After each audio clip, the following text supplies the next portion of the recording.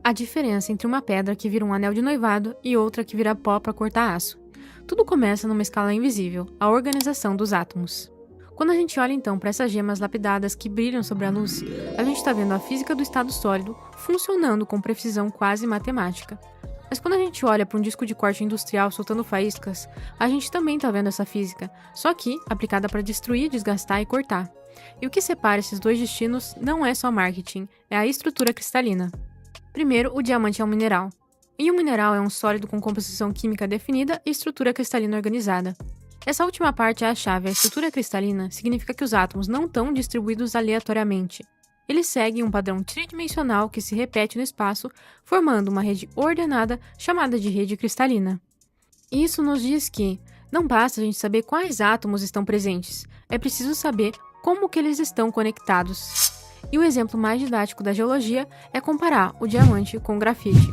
Ambos são carbono puro, a mesmíssima composição química. A gente tem zero diferença no elemento químico. E ainda assim, um é o material natural mais duro conhecido e o outro é macio o suficiente para a gente usar como lubrificante. Na estrutura do diamante, cada átomo de carbono faz 4 ligações covalentes, que são ligações fortes, em uma geometria tetraédrica. Isso cria uma rede tridimensional extremamente rígida. Ou seja, para deslocar um átomo, você precisa quebrar ligações muito fortes em todas as direções. Já no grafite, os átomos formam folhas planas hexagonais. Dentro dessas folhas, as ligações são muito fortes, como as do diamante, mas entre essas folhas elas são fracas, e essas camadas deslizam facilmente umas sobre as outras, tendo como resultado a maciez do grafite. Esses planos de fraqueza são chamados de clivagem. São planos preferenciais onde a estrutura é mais fraca. Mesma química, estrutura diferente e propriedades completamente diferentes. Agora a gente pode quebrar isso em partes menores. Para ser considerado uma gema, normalmente o mineral precisa ter alta dureza, ou seja, resistência a riscos, transparência ou translucidez, brilho intenso e capacidade de interagir com a luz, refração, dispersão, e também conta a sua raridade. E a estrutura cristalina de um mineral vai influenciar todos esses fatores. Dureza na geologia não é quanto o mineral é duro e não se quebra, é a resistência ao risco. O diamante é extremamente duro e ele é o mineral que está mais alto na escala de dureza, chamada escala de Mohs, mas ele pode se quebrar se atingido na direção certa ou mesmo se a gente derrubar ele no chão.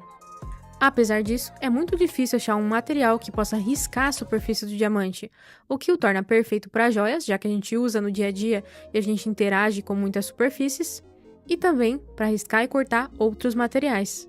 Agora pensa, um diamante, por exemplo, é formado em pressões de 45 a 60 kBares. Para a gente ter uma ideia, do ponto mais profundo do oceano, que é a Fossa das Marianas, a pressão é de aproximadamente 0,11 GPa. A pressão do diamante é 40 a 50 vezes maior que a pressão no ponto mais profundo do oceano. A pressão dos diamantes se formam é equivalente ao peso de aproximadamente 150 a 200 km de rocha sólida acima desse cristal. Além disso, ele se forma em temperaturas entre 900 e 1300 graus Celsius, e essas condições fazem o carbono se cristalizar na estrutura de diamante. E claro, isso influencia muito na sua raridade. Encontrar essas pressões elevadas, temperaturas elevadas e todas essas condições para se cristalizar perfeitamente é muito difícil. Além disso, depois de estar ali numa câmara magmática e se cristalizar, ele tem que ser transportado para a superfície. E os diamantes eles não sobem devagar, eles chegam à superfície através de erupções vulcânicas extremamente rápidas. E essas erupções vão formar rochas chamadas de kimberlitos ou lamproitos, são essas rochas que contêm diamante. Esses magmas sobem no manto a velocidades enormes, então muitas vezes 20 a 30 km por hora dentro da crosta, e se elas subissem devagar, o diamante viraria então grafite. E aqui a segunda coisa que a gente pode perceber é que então a sua estrutura vai depender muito das condições do meio. Quando esse magma explode na superfície, ele vai criar estruturas chamadas tubos de kimberlito ou pipes, e é nesses tubos que os diamantes são encontrados e minerados. A pureza, tamanho e defeitos também definem uma gema, e para ela se cristalizar perfeitamente, ela precisa dessas condições perfeitas para se formar, e por isso elas são tão raras.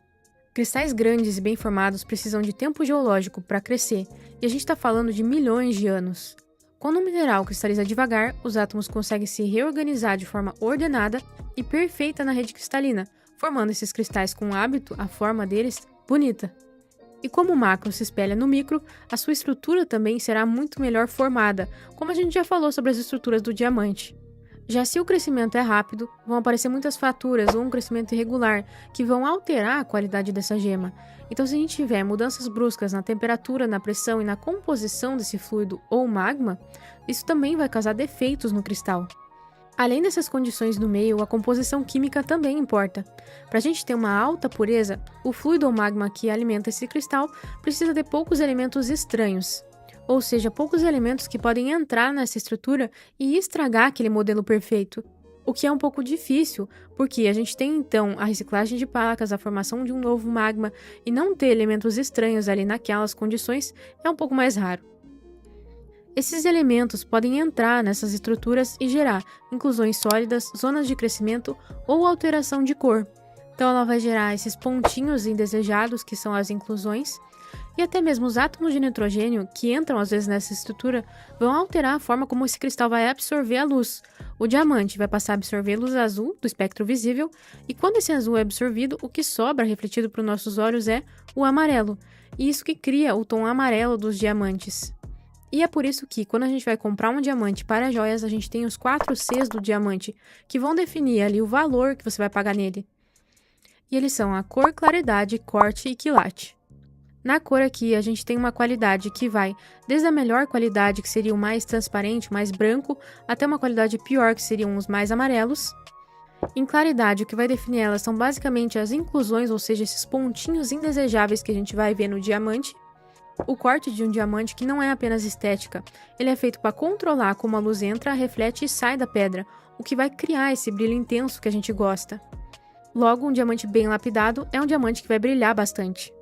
E por fim ali o quilate, que vai ser o peso do teu diamante. Então a gente começa a ver um padrão, a estrutura cristalina vai definir as propriedades físicas básicas, a qualidade, a pureza, o tamanho e os defeitos, e vai ajudar a definir se ele terá valor ornamental ou uso técnico.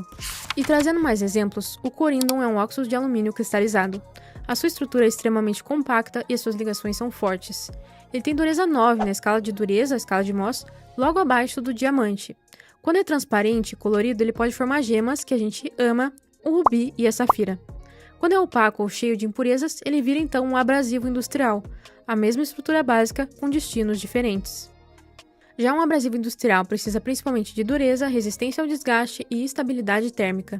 Para cortar, lixar ou polir, o material precisa ser mais duro do que o que está sendo trabalhado, e isso é básico. Mas não é só sobre dureza, ele também precisa manter integridade sobre atrito intenso e calor. O diamante industrial, por exemplo, forma aqueles discos de diamante e é amplamente utilizado em brocas, discos de corte e ferramentas de perfuração. Não importa se ele é feio, se ele é opaco ou cheio de inclusões. O que importa é que sua rede covalente tridimensional exige enorme energia para ser deformada. Já o corindon, o famoso gerador de rubi e safira, é amplamente utilizado como lixa e rebolo, porque sua estrutura cristalina é resistente ao desgaste e mantém bordas afiadas quando fragmentada. E aqui entra aquele conceito importante, a fratura controlada. Como a gente já falou, as direções de clivagem. Alguns materiais, quando quebram, formam arestas cortantes. Isso é ideal para abrasivos. A estrutura cristalina influencia como a fratura ocorre e que tipo de superfície será gerada. A densidade da rede atômica também importa. Quanto mais compacta a estrutura, maior a resistência à deformação. O diamante, que foi formado a altas pressões e muito compactado, é resistente.